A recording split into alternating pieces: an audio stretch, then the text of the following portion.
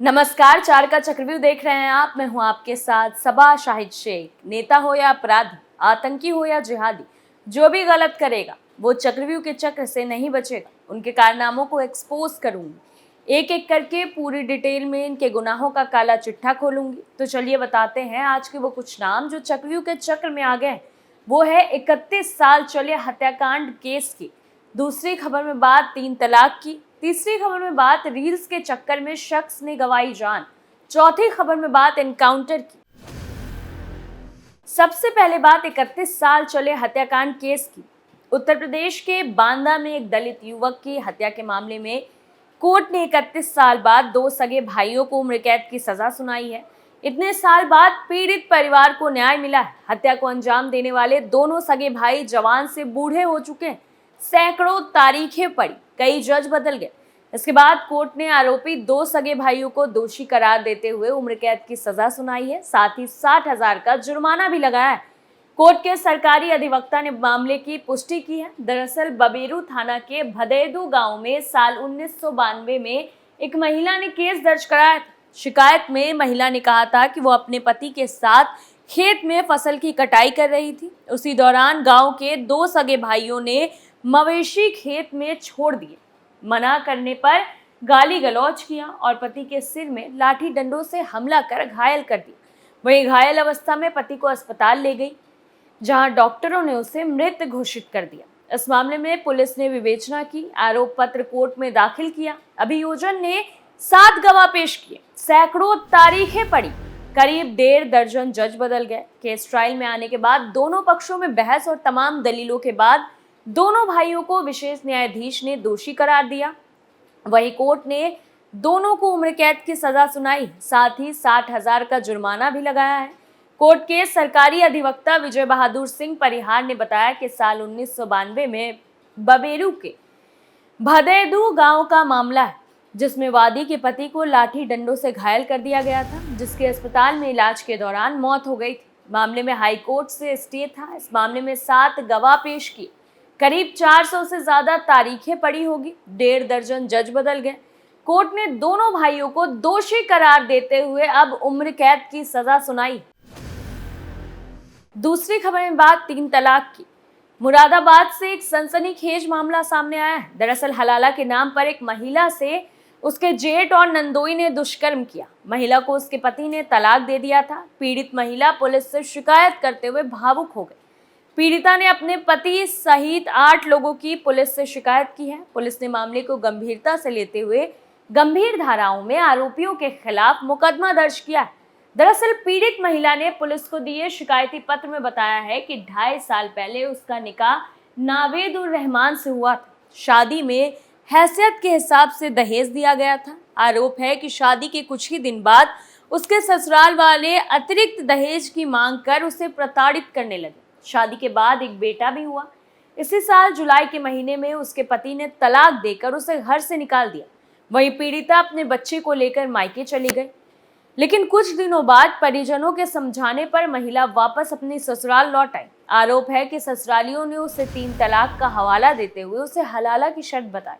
उसे बताया गया कि अगर तुम हलाला कराओगी तभी तुम्हारा दोबारा निकाह नावेद से होगा। पीड़िता ने आरोप लगाते हुए बताया कि हलाला के नाम पर उसके जेठ उबैद उर रहमान और नंदोई फखरुद्दीन ने जबरदस्ती उसके साथ गलत किया। पीड़ित महिला ने पति, जेठ, नंदोई सहित 8 ससुरालियों की शिकायत पुलिस से की। वहीं एसपी क्राइम सुभाष चंद्र गंगावर ने जानकारी देते हुए बताया कि एक महिला ने मुकदमा दर्ज कराया, जिसमें महिला की ओर से उसके पति और ससुरालियों पर दहेज की मांग पूरी न होने पर तलाक देने का आरोप लगाया गया है। साथ ही जेठ और नंदोई पर भी उसने आरोप लगाया है। वहीं शिकायत मिलने पर पुलिस ने मुकदमा दर्ज कर लिया है। पूरी घटना की जांच की जा रही है। दोषियों के खिलाफ कार्रवाई की जाएगी। तीसरी खबर में बात रील्स के चक्कर में शख्स ने गंवाई जान। इन दिनों युवाओं के सिर पर रील्स बनाने का भूत सवार होते दिख रहा है, जिसके लिए वो किसी भी हद तक जाने को तैयार नजर आते हैं। कुछ ऐसे भी सिरफिरे युवक होते हैं जो रील्स बनाने के लिए कुछ खतरनाक काम को करने से भी नहीं कतराते। ऐसे में कई बार हादसे का शिकार होने से उनकी मौत तक हो जाती। ऐसा ही कुछ नज़ारा इन दिनों एक वायरल हो रही वीडियो में देखने को मिल रहा है, जिसे यूपी के बाराबंकी का बताया जा रहा है। जानकारी के मुताबिक बताया जा रहा है कि उत्तर प्रदेश के बाराबंकी जिले में जहांगीराबाद थाना क्षेत्र के अंतर्गत एक शख्स रेलवे ट्रैक पर रील्स वीडियो बनाते समय ट्रेन की चपेट में आ गया, जिससे उसकी मौके पर ही मौत हो गई। वही हादसे का एक वीडियो अब सोशल मीडिया पर सामने आया है, जिसे देख यूजर्स की रूह कांप गई। हादसे में मारे गए शख्स की उम्र महज 16 साल बताई जा रही है, जिसका नाम फरहान बताया जा रहा है। दरअसल सोशल मीडिया पर सामने आए वीडियो में एक शख्स को लाल शर्ट और जीन्स पहने देखा जा रहा है, जो ट्रेन की पटरी के पास जाकर वीडियो बनाने की कोशिश करता है। उसी समय पीछे से आ रही एक ट्रेन की चपेट में आ जाता है, जिससे उसकी मौके पर ही मौत हो गई। वही हादसे की जानकारी होने पर मौके पर पहुंची पुलिस ने शव को कब्जे में लेकर पोस्टमार्टम के लिए भेज दिया है। हालांकि पुलिस मामले की जांच कर रही है।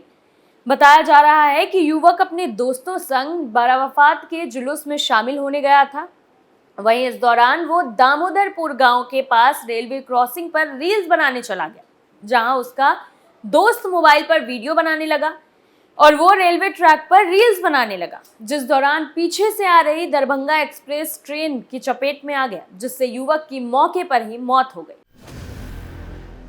चौथी खबर में बात एनकाउंटर की।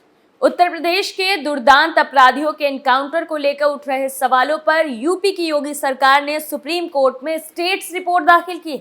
अपनी रिपोर्ट में उत्तर प्रदेश सरकार ने कहा कि अतीक अहमद और उसके भाई अशरफ की हत्या में पुलिस की कोई गलती नहीं। सरकार ने कहा कि उसके दिशा निर्देशों का पूरी तरह पालन किया गया। दरअसल उत्तर प्रदेश में साल 2017 के बाद हुए लगभग 183 एनकाउंटर पर सवाल उठाते हुए न्यायालय से इसकी स्वतंत्र और निष्पक्ष जांच की मांग करते हुए सुप्रीम कोर्ट में याचिका दाखिल की गई थी। इन भीड़ंत में से विकास दुबे के एनकाउंटर पर भी सवाल उठाया गया था। वहीं इस याचिका को वकील विशाल तिवारी ने दाखिल की थी। तिवारी ने याचिका में अलग अलग आयोगों की सिफारिशों के अनुपालन की भी बात कही थी। इसके बाद सुप्रीम कोर्ट ने यूपी सरकार से जवाब तलब किया था। आपको बताते चले कि 15 अप्रैल 2023 को प्रयागराज में अतीक और उसके भाई अशरफ को अस्पताल ले जाते वक्त गोली मारकर उनकी हत्या कर दी गई।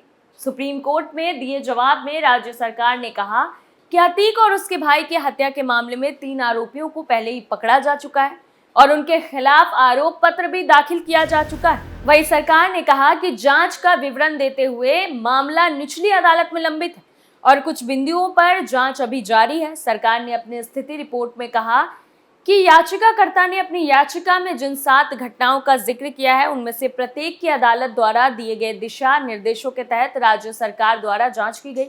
इन मामलों में जांच पूरी हो गई है और उनमें पुलिस की कोई गलती नहीं पाई गई। तिवारी की याचिका में बिकरू कांड के तहत गैंगस्टर विकास दुबे के एनकाउंटर की बात भी कही गई।